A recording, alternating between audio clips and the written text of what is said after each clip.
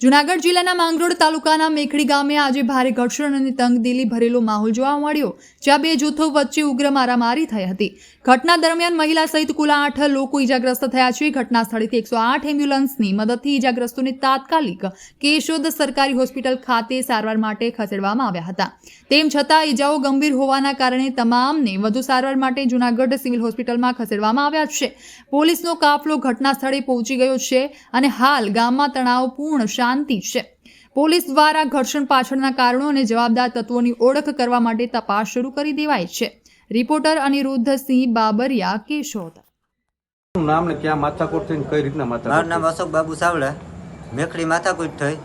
માથાકૂટમાં એ લોકો અમારી બાજુ કેમેરો ફિટ કરતા હતા અને 3 વર્ષથી માથાકૂટ છે। અમારું બહુ લોહી પીએ અને અમારી માથાકૂટ અમને મારવા આજથી 3 ફેરી હુમલા કર્યા।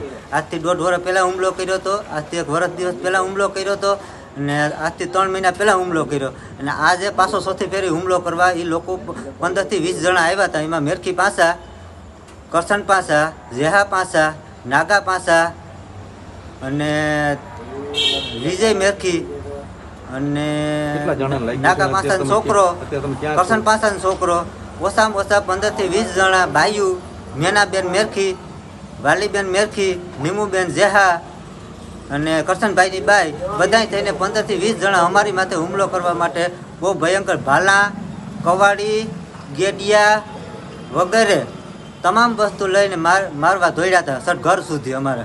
પછી અમે ઘરે ભાગી ગયા, તોય અમારે 3 જણાને, અમારા પરિવારના 3 જણાને બહુ લાગ્યું। એકને હેમરેજ થઈ ગયું માથામાં, એકને ટાટિયો ભાંગી પડ્યો, બેને હેમરેજ થઈ ગયું, એકને માથા કાન તૂટી ગયો, એકને વાહો તોડ નાખ્યો, એકને હાથ ભાંગી નાખ્યો।